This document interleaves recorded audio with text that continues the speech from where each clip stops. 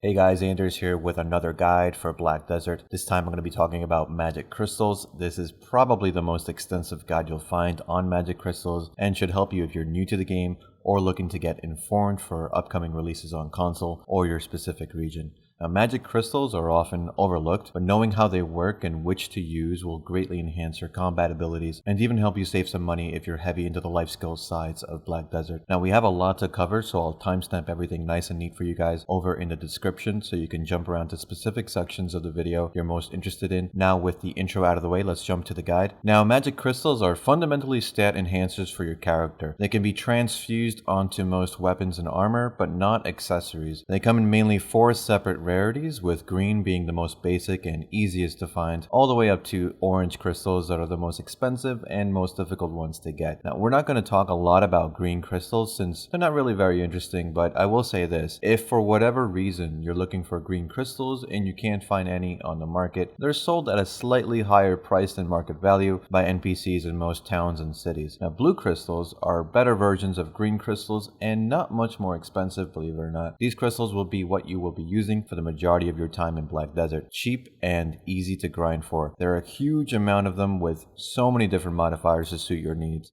Blue magic crystals are coveted by people who need blackstone powder, mainly life skillers. Using processing grinding on crystals will give you blackstone powder as a product. The amount will depend on your processing skill level and the type of crystal you are grinding. The blue crystals tend to have the best cost to blackstone powder ratio, which is why so many bad blue crystals get bought on the market. The trick is to buy blue crystals at a price lower than the market value of blackstone powder. This will depend on your server, but typically you want to see how much blackstone powder each crystal gives you and then divide that by the cost of the crystal, comparing it to the straight market value of blackstone powder on your server. If this sounds too complicated for you, but you still want to farm for blackstone powder by grinding blue crystals, going to abandoned iron mines in Medaya is a common way of grinding for blue magic crystals, as the monsters there drop blue crystal boxes at a decent rate. Now, yellow crystals are a bit more expensive and harder to find. They also provide more niche stat modifiers. You won't be using too many of these in the early stages of the game unless you happen to get lucky and get one from a monster drop. There are also special yellow crystals called black magic crystals that are found in the Valencia region of the world, and these are very valuable, but we'll get into why in a little bit. Now, lastly, the rarest crystal is the orange crystal. They're the rarest ones in the game, very expensive to get, and they will be your end game crystals for the most part. Now, out of these rarities, you can actually craft blue crystals and orange crystals. Blue crystals are of course a lot easier to craft and require you to be disciplined in alchemy to process your desired crystals. This is where green crystals become useful, as some specific crystals need that exact type of green crystal for the recipe. Most blue crystals require gemstones, which just means any green crystal you wish to use will work as an ingredient in that recipe. Now, be careful though when trying to craft certain crystals, like the extremely rare experience crystal that gives you more combat experience. Although the recipes exist in the game, you can actually craft them, as that recipe is not enabled in the game files. Now, orange crystals can also be crafted by using the required rare items like Magical Shards, which can be obtained by heating those special black magic yellow crystals I mentioned earlier. Unlike blue crystal crafting though, when you craft orange crystals, you don't always get the version you want. It will always be one of 3, which is why some versions like the Jin type of crystal are valued higher than the bone or the wone type of orange crystal. There are also a few other types of orange grade crystals that can be found through completing main quest lines and or as possible rewards from opening secret golden treasure chests scattered throughout the world. There are also red grade crystals, which are treated pretty much like orange crystals. These red crystals can only be obtained through Red Battlefield, which is the instant PvP mode in the game. You'll eventually get enough tokens to acquire the crafting material needed to create the red crystals, and though red crystals are similar to orange, they're more suited for PvP and not really used for PvE. So now that we know the different types of crystals we can get and how to get them, let's quickly go over how we slot crystals into armors and weapons. The process in-game is called transfusion, or fusion for short. To fuse a crystal into an armor or weapon piece, you can simply summon your Black Spirit and select Transfusion. You'll see a diagram appear that will allow you to first right-click the item you want to fuse crystals to. If the weapon or armor you want fused is equipped, you can right-click it to unequip the piece and then right-click it again from your inventory to place it in the transfusion diagram. Now, once the armor or weapon is ready to be fused, you'll need to select which crystal you wish to fuse to that piece of armor or weapon. It's important to note that each crystal has has a designated slot. So some crystals can only be fused to main weapons, others can only be fused to helmets, and so on. There are a few crystals that can be fused on any piece, but they're usually on the weaker side. So keep in mind which crystals you buy for which armor or weapon slot you're going to fuse. Now once you locate the crystal you want fused in your inventory, you simply right click and confirm to fuse a crystal onto that piece and you're done. The process takes a matter of seconds once you get used to it. Taking out your crystals works much the same way and can be done in two ways. One way is through the same transfusion window you use to fuse crystals onto your armor and weapons, and through using the extract crystal submenu from the extraction option when speaking with the head blacksmith of every town and city. Now normally when you extract a crystal it will be destroyed, but your gear will stay intact. If you want to safely extract a crystal, you'll need an extraction tool, which is an event item that is rarely given out, or Black Spirit Essence, which is a pearl shop item that costs a small amount of pearls. One Black Spirit Essence will allow you to safely extract one crystal, so keep that in mind. Extracting without the use of Black Spirit Essence is not the only way you can have your crystals destroyed. If you die a PvE death, as in you're killed by a world boss, a field boss, or a plain old regular monster, you have a chance to actually lose any crystal or crystals fused to your gear. That's why you typically never want to use your main gear in world bosses if you're not familiar with the mechanics. If you're a red player, meaning you have negative karma, you also have a chance to lose crystals upon a PvP death to another player. Though being perma red or always having negative karma is a little niche in the community, looking into using easy to acquire blue crystals is a way to go until you have enough gear to safely disengage if things don't go your way on the hunt. Now that we know how magic crystals function, let's go over my recommendations for beginning players and veterans. For the main weapon slot, most weapons you'll be using will contain 2 crystal slots, so with that in mind, using precision crystals are very strong. There are 2 versions. The blue crystal is affordable for some starting out, and the black magic crystal is the endgame option. These crystals both give the same amount of accuracy, but the black magic crystal gives ignore resistance, which is very useful in later stages of PvP. Most classes will want to use these crystals over the AP crystals because accuracy is needed on most classes except maybe witch or wizard. If you're one of those classes or you're happy with the amount of accuracy in your build, using a Jin or RBF crystal instead of the accuracy crystals is doable. For me, I always believe accuracy crystals are the way to go, and the ignore resistance from the black magic crystals are just too good not to use. They help you land your CC abilities more consistently, and that's always a good thing. One thing to note before we move on to the sub-weapon or offhand crystals, both main hand and offhand crystals affect your awakening weapon and skills. So if you use the precision crystals, your awakening skills will also get the benefit of the extra accuracy. The same is true if you use extraction crystals. Extraction crystals regenerate mana per hit and alleviate some mana issues you may have with your class. I mention this because extraction crystals are still moderately used, though I think using them can become a bit of a crutch. Classes like rangers suffered from mana starvation in the past, so you may find some old guides saying that rangers must use extraction crystals to grind. That's not the case anymore. Mana isn't an issue as you get more comfortable with the class, so extraction crystals are okay to use if you're starting out, but try and replace those with precision crystals as soon as you can so you can get used to mana management. Now, sub-weapon or offhand crystals are a little more straightforward than the other slots. The best in slot crystal is the Volante Spirit Crystal and the Critical Hit Crystal. The Volante Crystal can only be obtained by completing the main story questline for Camisylvia Part 1. That means that they are uncommon to find in the marketplace. The other alternatives to the Voltara are similar. The Awakened Spirit Crystal is the same as the Voltara version, but without the extra damage to Camisylvia monsters. You get these from completing the Valencia main story questline Part 2, or from a possible reward from opening golden treasure chests. The Black Spirit Crystal is basically the same. It's a slightly worse version that you can also obtain through the Medaya main story questline or a golden treasure chest. However, the Blue Crystal, the Critical Hit Crystal, is the easiest to get and probably the best one for you early on and even later on. They increase your damage on critical hits and in some instances can offer better damage output in PvP for some classes. Overall though, I suggest getting the Critical Hit Crystals, but if you're having a hard time finding those on the market, getting the back attack crystals and then replacing them with either the Voltara crystals or the Critical Hit Crystals down the line is the way to go. Now on to the first armor piece. The helmet crystals are pretty straightforward. BIS are Jin or Bon, depending on whether you value extra evasion or the extra HP of the Bon more. That will depend on your build and class. The value choices are the Ancient Harfia and the Ancient Agility Crystals. When you start out, the Agility Crystal may be a little expensive to use, so use the Harfia crystals till you can afford the Agility if you want that extra evasion. I would also suggest using your Experience crystals if you have them from events or have completed completed the side quest in Medaya to receive your once per account experience boost crystal. For your body piece, you'll have the BIS being Jin or Bond, depending on whether you value the extra damage reduction over the extra HP of the Bond crystals. The value choices are the special attack evasion blue crystals that are fairly easy to get and should serve you for a long time. I don't think any other crystals are worth using in this slot, to be honest, but if you have trouble finding even the evasion crystals on the market, I suggest using the Perfection yellow crystal for the extra luck, as more luck will give you more drops from monsters. For the gloves, there is the king of crystals known as the Jin Viper Crystal. Nothing comes close to this, which is why they get pre-ordered for 500 million silver. If you can't get these, using the Wan or Bon Viper as a temporary crystal is good too. However, these are still pretty expensive for new players, so you can use the Ancient Viper Crystals instead, which should help you reach the coveted attack speed or cast speed level 5. Finally, for the shoe slot, you'll want to use either 2 Jin Hystria Crystals if you have the Uragan boss item, or 1 Jin and 1 Wan if you're running Muskins. This will give you movement speed +3 on both cases, which will reach +5 with most foods and elixirs. Now, Jin gives you a little bit more stamina, which is extremely useful for most classes nowadays, while the Wan crystal has +2 movement speed instead of +1. If you're new and don't have your boss shoes yet, you want to absolutely go for 2 blue swiftness crystals. These two give you +2 movement speed each, so overall +4 movement speed, which will be good enough as most players don't really run expensive food when they start out. +4 movement speed is pretty good until you can buy grinding food. And that's all I have for you guys. A little extensive, but hopefully I laid out everything for you beginners and veteran players out there. If you have any follow-up questions you want to ask me, please do so in the comments or over on Twitch, and I'll be happy to answer when I get a chance. Now, hopefully this video showed you the importance of magic crystals in the game and how useful they can be to give you that edge in both PvE and PvP. And as always, thanks for watching, guys. I'll see you all in the next one.